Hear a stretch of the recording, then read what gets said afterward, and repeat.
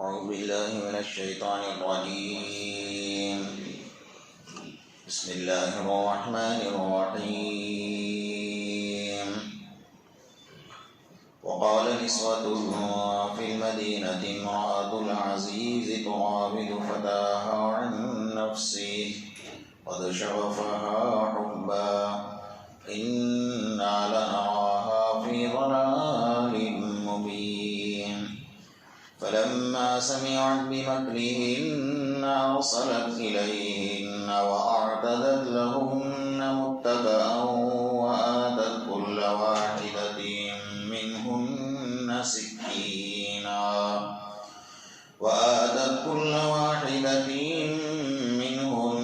سكينا وقالت اخرج عليهن.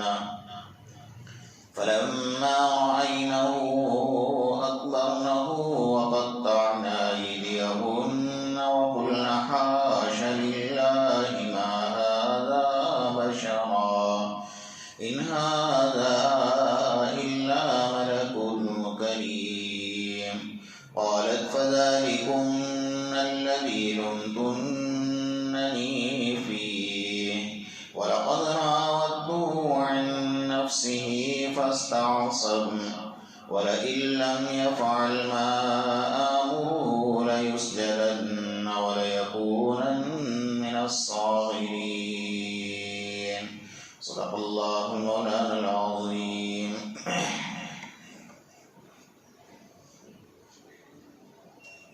گزشتہ کل آپ حضرات کے سامنے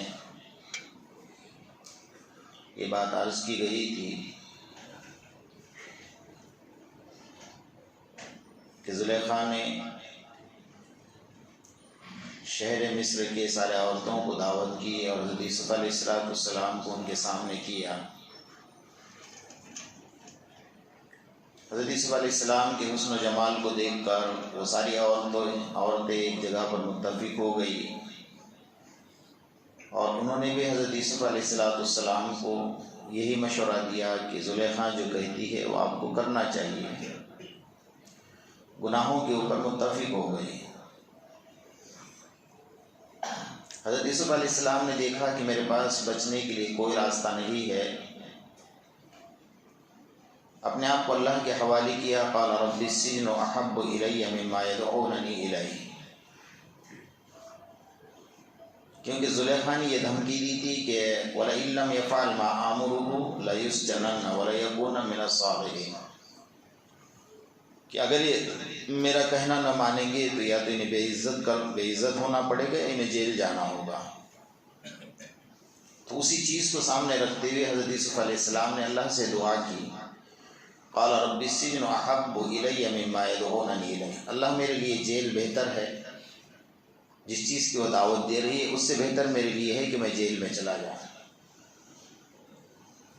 اللہ تبارک و تعالیٰ نے دعا بھی قبول فرمائے. فاستجاب لہ ربہ فصرف عنہ کیدہن انہ هو السمیع العلیم. اللہ نے ان کی دعا کو قبول بھی کیا اور ذرائع ایسے بنائے کہ عزیز مصر نے حکمت اور مصلحت سمجھتے ہوئے حضرت یوسف علیہ السلام کی جیل کا فیصلہ کر لیا. آگے چل کر بات آئے گی کہ کتنے سال جیل میں رہے اور جیل کے اندر کیا کیا معاملات پیش آئے. بہرحال یہاں پر جو مسئلہ ہے آپ حضرات کے سامنے یہ بات چل رہی تھی کہ اپنے آپ کو گناہوں سے بچانا ایسے وقت میں بہت ضروری ہوتا ہے. اور دو چیزیں علماء کرام نے لکھی ہیں کہ ایسا انسان کو اگر محسوس ہوتا ہے کہ بھئی یہ جگہ ایسی ہے کہ یہاں میرے لیے بڑا مشکل ترین مرحلہ ہے تو انسان کو جگہ چھوڑ دینی چاہیے. جیسا حضرت یوسف علیہ السلام نے زلیخا کا محل تھا، عزیز مصر کا محل تھا، لیکن اس کے باوجود جیل میں جانا اپنے آپ کو پسند کر لیا. تو انسان کو ایک تو جگہ چھوڑ دینی چاہیے اور نمبر دو ایسے وقت میں اللہ تبارک و تعالیٰ کی مدد مانگنی چاہیے. ایسے ہزاروں واقعات کتابوں میں موجود ہیں کہ جنہوں نے ایسے وقت میں جب کہ انسان کے بس کا روح نہیں ہوتا ہے اللہ ہی مدد فرماتا ہے اور انسان کو اللہ ہی کی مدد مانگنی چاہیے. اللہ تبارک و تعالیٰ اتنا اپنے بندوں سے پیار کرتا ہے کہ اگر وہ گناہوں سے بچ گیا تو اس کا اپنا معاملہ ہے کہ بھئی تو ظاہر تھا کہ اللہ کا خوف رکھ کر بچنا ضروری تھا تو بچ گیا، لیکن میرا اللہ اتنا پیار کرتا ہے اس بندے سے کہ بندہ میرے ڈر کی وجہ سے گناہوں سے بچ گیا، تو ایسا نہیں کہ صرف اس کے گناہوں کو معاف کرتا ہے بلکہ اللہ پاک اس کے درجات کو بلند کرتا ہے۔ فَأُولَئِكَ يُبَدِّلُ اللَّهُ سَيِّئَاتِهِمْ حَسَنَاتٍ، اللہ تبارک و تعالیٰ ایک تو گناہ معاف بھی کرتا ہے، اور معاف کرنے کے بعد اس کے جتنے پہلے کے گناہ ہیں ان سارے گناہوں کو نیکیوں میں تبدیل کر دیتا ہے۔ یہ اللہ تبارک و تعالیٰ اس کو بدل عطا فرما رہے۔ نمبر 2، اگر وہ گناہوں سے ڈر رہا ہے، اللہ سے ڈر رہا ہے گناہ کرتے ہوئے، تو اللہ تعالیٰ فرشتوں کو دکھاتے ہیں کہ دیکھو میرا بندہ، جب اس کو میں نے پیدا کرنے کا ارادہ کیا تھا تو تم لوگوں نے اعتراض کیا تھا کہ اللہ اس کو کیوں پیدا کر رہا ہے۔ نحن نسبح بحمدک ونقدس لک، ہم تیرے تسبیح کے لیے، ہم تیری تقدیس کے لیے کافی ہیں، اس کو پیدا کرنے کی ضرورت کیا ہے؟ اللہ فرماتے ہیں اس بندے کو میں نظر نہیں آتا ہوں، میں ضرور اس کو دیکھ رہا ہوں، لیکن یہ مجھے نہیں دیکھ رہا ہے، اس کے باوجود بھی اس کے دل میں یہ خوف ہے کہ میرا اللہ مجھے دیکھ رہا ہے۔ تو فرمایا اس لیے کہ تم تو مجھے دیکھ رہے ہو، تو میرے نور سے پیدا کیے گئے ہو، تو تمہارا درجہ وہ نہیں جو اس انسان کا اور اس آدمی کا درجہ ہے، اس درجے کے اعتبار سے اللہ تبارک و تعالیٰ اس کو صلہ دے رہے ہیں۔ جب انسان گناہوں سے حقیقت میں اگر وہ بچنا چاہے تو اللہ تبارک و تعالیٰ ویسے اسباب بھی بنا دیتے ہیں، اور نہ بچنا چاہے تو شیطان ویسے راستے بھی کھول دیتا ہے پھر انسان کے لیے۔ ایک قصاب ہے، اب قصاب تو ایسا ہوتا ہے کہ بھئی اس کو کوئی ڈگری حاصل کرنے کی ضرورت نہیں پڑتی ہے کہ بھئی اتنی ڈگری حاصل کرے گا تو جانور کاٹ سکتا ہے، گوشت بیچ سکتا ہے، قصاب کا ہوتا، اس کی عقل بھی اتنی ہوتی ہے بیچارے کی، تو اپنے بازو والے لڑکی پر فریفتہ ہو گیا۔ اس کے گھر کے بازو میں کوئی لڑکی رہا کرتی تھی، بڑی خوبصورت تھی، گھر والوں کو پتہ چلا تو ایک دن گھر والوں نے اس لڑکی کو کچھ کام سے بازو کے بستی میں بھیجا، اس نے پیچھا کر لیا، پیچھا کرنے کے بعد تھوڑا بستی سے باہر نکلے تو اس کو گناہوں کی دعوت دی، تو اس لڑکی نے کہا کہ دیکھ کان کھول کر سن لے، جتنا تو مجھ سے پیار کرتا ہے اس سے زیادہ میں تجھ سے محبت کرتی ہوں، تو یہ تو اور کچھ ہوگا بیچارہ، میرا تو مقصد مل گیا مجھے۔ لیکن اس نے آگے کا جملہ یہ کہا کہ میرے دل میں اللہ کا خوف ہے، اللہ سے ڈرتی ہوں، اور مجھے اس کام کی طرف کبھی مائل مت کرنا، حالانکہ میرے دل میں بھی تیری محبت ہے لیکن مجھے اس کام کی دعوت مت دینا، میں اللہ سے ڈرتی ہوں۔ بس اس کا یہ کہنا تھا کہ میں اللہ سے ڈرتی ہوں، وہ جملہ اس کے دل پر لگ گیا۔ اس نے کہا تو اللہ سے ڈرتی ہے، میں تو آج تک کبھی اللہ سے ڈرا نہیں، نہ میرے دل میں کبھی اللہ کا خوف آیا۔ تو اس نے کہا کہ آج کے بعد میں تجھے نہیں چھیڑوں گا، تو تیرے راستے میں میرے راستے ہیں۔ کبھی کبھی ہوتا ہے مقبولیت کی گھڑی ہوتی ہے، کسی کی بات نکل جاتی ہے، دل پر اثر کر جاتی ہے، اس کے دل پر لگ گئی کہ وہ اللہ سے ڈرتی ہے اور میں اللہ سے نہیں ڈرا، تو اس نے توبہ کر لی کہ اللہ آج کے بعد میں کبھی بھی یہ لڑکی نہیں بلکہ کسی اور کے ساتھ بھی ایسا نہیں کروں گا، مجھے معاف فرما دے۔ بس وہ وہاں سے نکلا اور بستی پہنچنا تھا تو اس کو اچانک اتنی شدت کی پیاس لگی کہ ایسا لگ رہا تھا کہ اس کی جان نکل جائے گی، تو ایک درخت کے سایہ ملا، وہاں کھڑا رہا، تو سامنے سے ایک بہت بڑے عالم جا رہے تھے، تربیت یافتہ عالم، ان سے اس نے شکایت کی کہ مجھے پانی پینا ہے، بڑی شدت کی پیاس لگی اور بستی تک پہنچنا ہے، مجھے ایسا لگ رہا ہے کہ پیاس کی شدت کی وجہ سے میں بستی تک نہیں پہنچ پاؤں گا اور گرمی بڑی شدید ہے۔ اس عالم نے کہا کہ دیکھ پانی تو میرے پاس بھی نہیں ہے اور راستہ کٹھن ہے، ہمیں منزل پر پہنچنا ہے، بستی میں جانا ہے، ایک کام کرتے ہیں ہم دونوں مل کر اللہ سے دعا کر لیتے ہیں۔ ایسے وقت میں ہمیں اللہ سے دعا یاد نہیں آتی ہے، ہم تلاش کریں گے اسباب کو، اسباب بنانے والی ذات بھی اللہ تبارک و تعالیٰ کی، لیکن یہ اس ایسے وقت میں ہمارا دماغ، ہماری عقل جو ہے کام نہیں کرتی ہے۔ تو اس عالم نے کہا کہ میں دعا کرتا ہوں اور تو امین کہتا جا۔ اس نے کہا کہ بھئی میرے پاس تو ایسا کوئی عمل ہے نہیں، کچھ نے کہا تو آمین کہتا جا، میں دعا کرتا ہوں۔ اس عالم نے دعا کی اور ان کی دعاؤں پر آمین کہتا گیا، اور جیسے دعا کی تو آسمان نے، ابر نے ان دونوں پہ سایہ کر لیا۔ اب اس سائے کے نیچے نیچے دونوں چل رہے ہیں، اب گرمی تو ختم ہو گئی کیونکہ ابر نے سایہ کر لیا، اتنی اس کی پیاس میں بھی کمی آ گئی، شدت میں۔ آگے بڑھنے کے بعد دونوں کا راستہ الگ ہو گیا، اس قصاب کا راستہ الگ ہو گیا اور جو عالم تھے ان کا راستہ الگ ہو گیا۔ انہوں نے کہا کہ مجھے اس بستی میں جانا ہے، تجھے اس بستی میں جانا ہے، تو دونوں کا راستہ الگ ہو گیا، تو اب تم ادھر سے چلے جاؤ اور ہم ادھر سے چلے جاتے۔ تو جب وہ دونوں الگ ہو گئے اس راستے سے، تو اس ابر نے سایہ جو ہے اس قصاب کے اوپر کیا، اس عالم کا سایہ چھوڑ دیا۔ تو اس عالم کو یہ لگا کہ اس کے پاس کوئی نہ کوئی نیکی ضرور ہے جو چھپا رہا ہے مجھ سے۔ تو اس کا ہاتھ پکڑ لیا کہ تو یوں کہتا کہ میرے پاس کوئی عمل ہی نہیں ہے۔ اس نے کہا کہ حقیقت میں میرے پاس کوئی عمل نہیں ہے، تو پھر یہ ابر نے سایہ میرا چھوڑ کر تیرے اوپر کیسے آ گیا؟ اللہ جو کوئی نہ کوئی تیرے پاس ضرور ایسی نیکی ہے جس کی وجہ سے ابر نے تیرے اوپر سایہ کر لیا ہے۔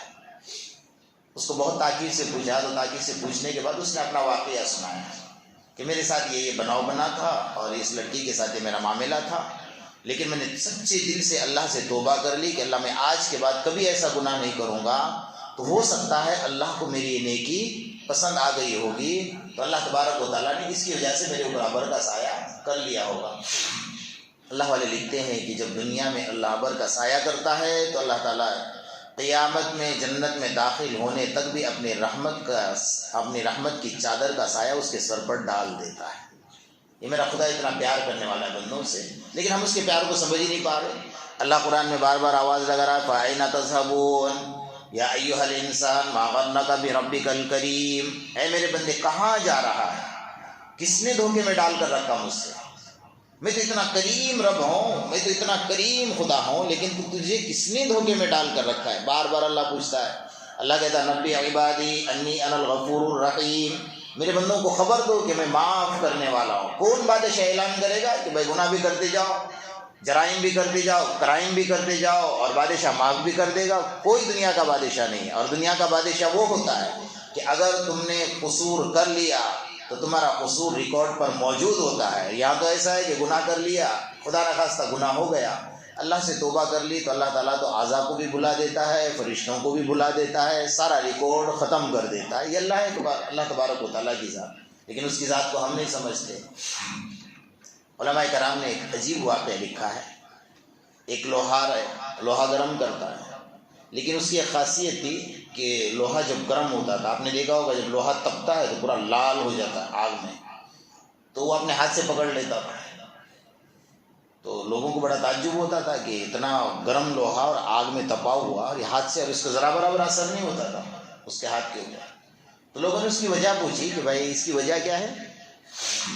یہ جو میں واقعات آپ کو بتا رہا ہوں نا، گناہ کے موقع سامنے ہونے کے باوجود اللہ کا خوف دل پر طاری کر کے گناہ سے بچنا، اس کے بعد کا یہ صلہ ہے جو اتنا سب ہم لوگ آپ کے سامنے جو ان واقعات کو پیش کیا جا رہا ہے۔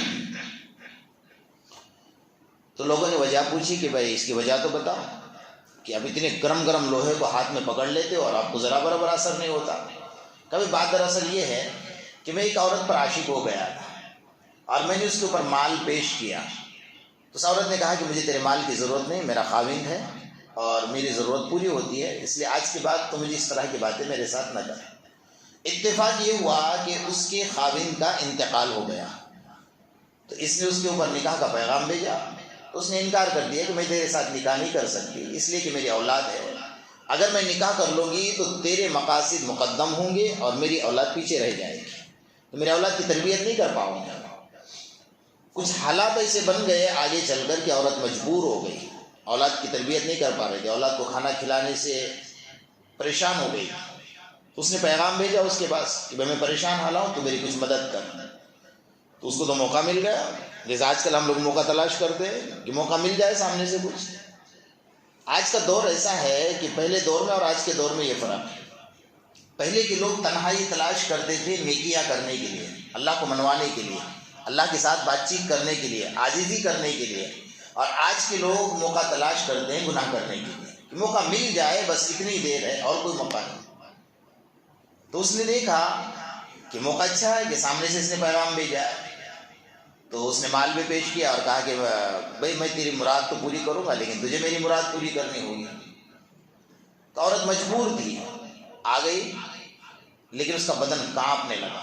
کہا کیا ہوا؟ کہ مجھے ڈر لگتا ہے اللہ سے۔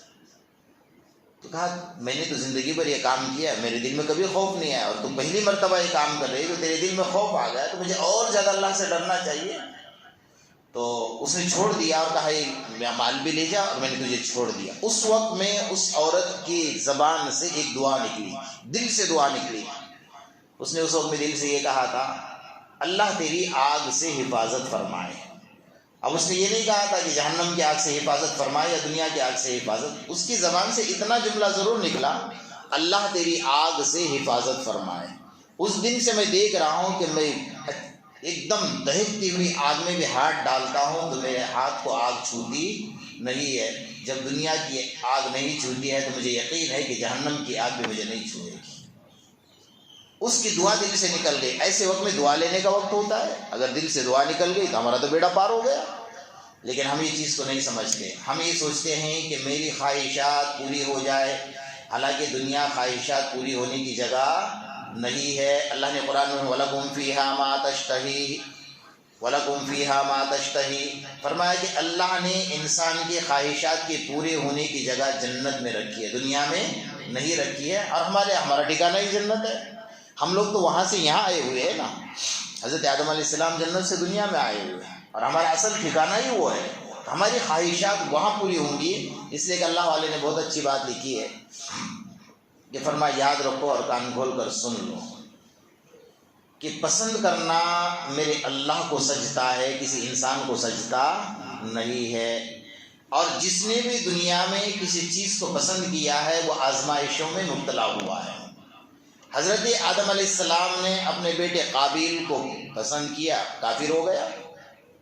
حضرت نوح علیہ السلام نے اپنے بیٹے سے محبت کی، کافر ہو گیا۔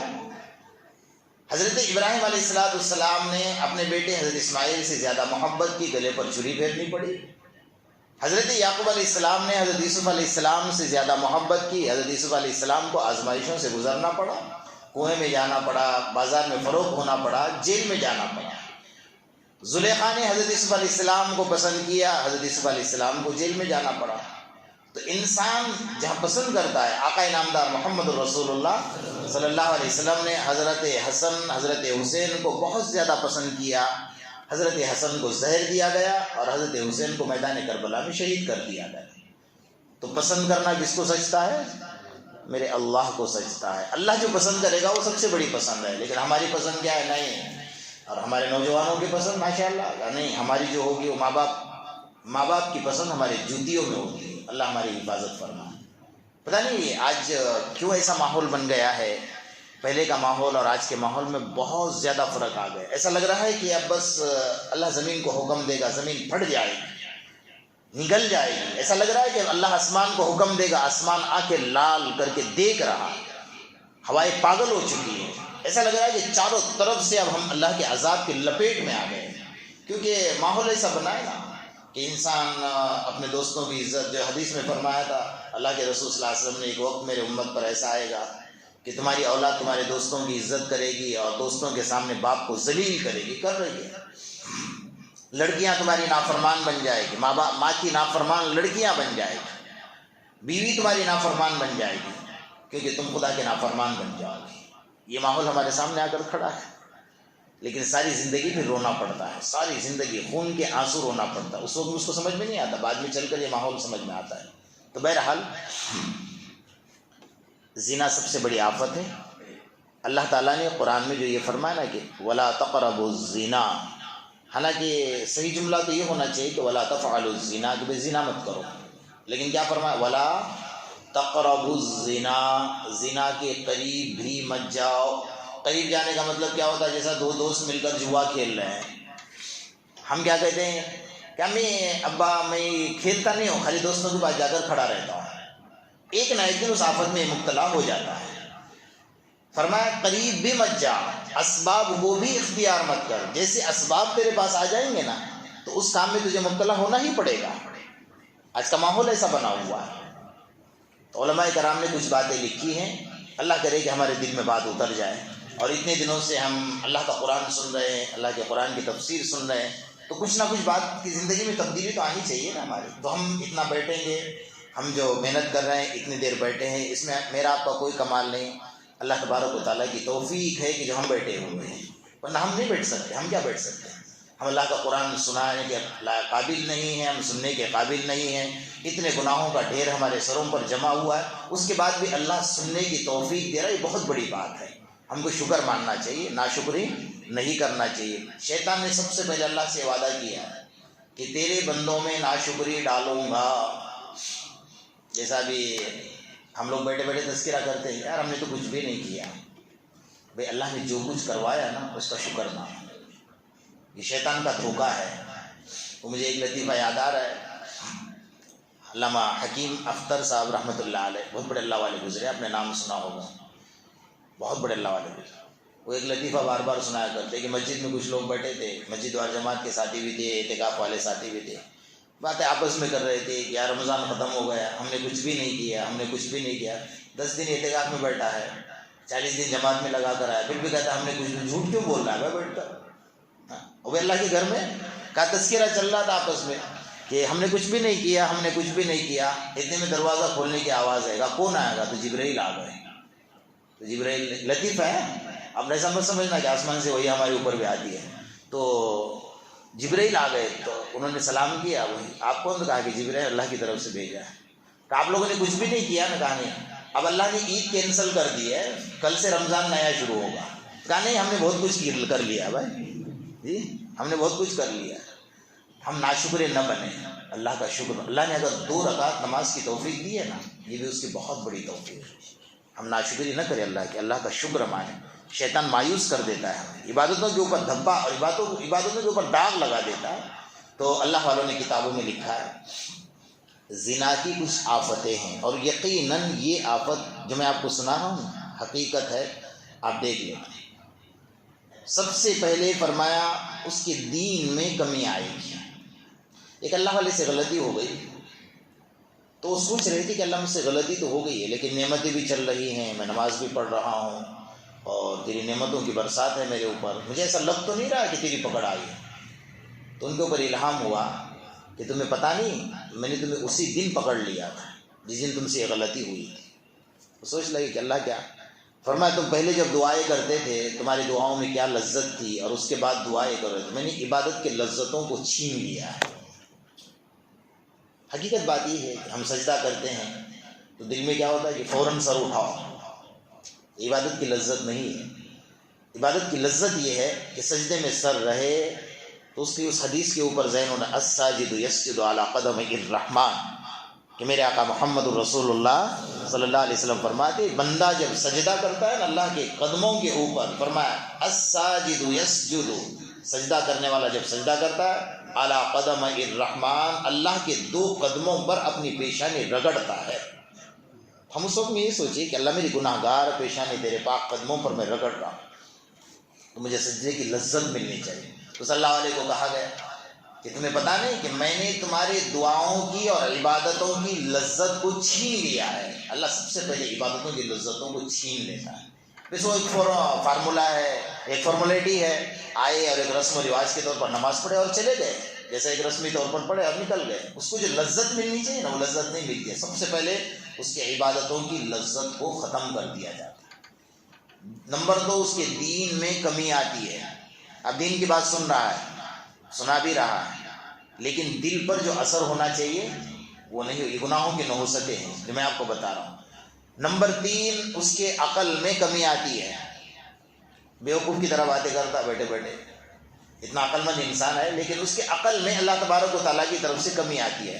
نمبر 4 اس کا ذہن کمزور ہو جاتا ہے. اتنا کمزور ہو گیا کہ بھئی ابھی ہم نے نماز پڑھی، امام صاحب نے کون سی رکعت میں کیا پڑھا، باہر جا کر پوچھ گا بھئی امام صاحب نے پڑھا، میں نے تھوڑی پڑھا ہے. وہ جانے، ان کا کام جانے، مجھے یاد ہی نہیں. 4 رکعت نماز میں کبھی 3 رکعت پڑھی، مجھے یاد ہی نہیں. ذہن کمزور ہو جاتا ہے. اور آگے چل کر فرمایا 5ویں نمبر پر اس کی دعا اللہ پاک نہیں سنتا، دعائیں رد ہو جاتی ہیں. نمبر 5 اس کے پیشانی پر لکھا جاتا ہے کہ یہ اللہ سے دور ہے اور جہنم سے قریب ہے. اللہ ہماری حفاظت فرمائے. نمبر 6 اللہ والوں کے اور دین کے معاملے میں اس کے دل میں بغض پیدا ہوتا ہے. جیسا بے پردہ عورتیں جو ہیں وہ پردے والی عورت کو نفرت کی نظر سے دیکھتی ہے نہیں دیکھتی؟ ماحول ہے نہیں ہمارے، یہ گناہوں کی نحوست ہے۔ فرمایا کہ اس کے دل میں اللہ والوں سے بغض پیدا ہوتا ہے، دین کے معاملے میں بغض پیدا ہوتا ہے۔ ہماری داڑھی کو دیکھ کر اسے نفرت ہوتی ہے، ہمارے کپڑوں کو دیکھ کر اسے نفرت ہو رہی ہے، برقعے والے عورتوں کو دیکھ کر ایک برقعے والی عورت نفرت کر رہی ہے۔ فرمایا دین کے بارے میں بغض آ گیا۔ اور اس سے بڑھ کر سب سے بڑی بات، اللہ ہماری نسلوں کی حفاظت فرمائے، اللہ سے دشمنی پر اتر آتا ہے۔ اللہ اکبر۔ پھر اللہ تبارک و تعالیٰ پھر وہ معاملہ کر کے دکھاتے ہیں کہ پھر انسان کہیں کا نہیں رہتا ہے۔ تو یہ اس کی نحوستیں ہیں، اللہ پاک ان نحوستوں سے ہماری حفاظت فرمائے۔ ہم نے اتنے دن تک جو باتیں سنی ہیں، ہم اللہ سے یہ بھی دعا کرتے رہے کہ اللہ ہم اس لائق نہیں تھے کہ تیرا قرآن سن سکے، ہم اس لائق نہیں تھے کہ تیرا قرآن سنا سکے، لیکن تو نے توفیق دی ہے تو سن لیا ہے، اللہ قبول بھی فرما لے۔ تو ہم اللہ سے دعا کریں گے تو اللہ پاک ہمیں عطا بھی فرمائے گا۔ اللہ پاک جتنی باتیں سنی گئی ہم سب کو عمل کی توفیق نصیب کرے۔